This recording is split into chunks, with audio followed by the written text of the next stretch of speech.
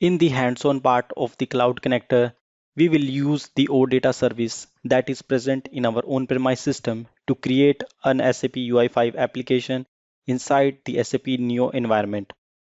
To do that, first we will download and install the Java Development Kit from Oracle website and the Cloud Connector from the SAP's website. Once we are done with the download and the installation of the Cloud Connector and JDK, we will do some configuration inside the Cloud Connector. The configuration part will handle the connection to SAP Cloud Platform and to the on-premise system. In the third step, we will do some configuration inside the new environment. We want our new environment to know that we have installed our Cloud Connector, and we want to know it that it can connect to that Cloud Connector. In the last part, we will create an application inside the web IDE of Neo environment and use that service that was exposed through the on-premise system.